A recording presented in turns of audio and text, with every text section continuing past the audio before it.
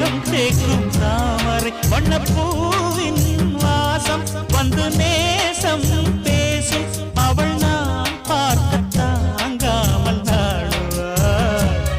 புது பூ கோலம் தான் காலில் போடுவாள்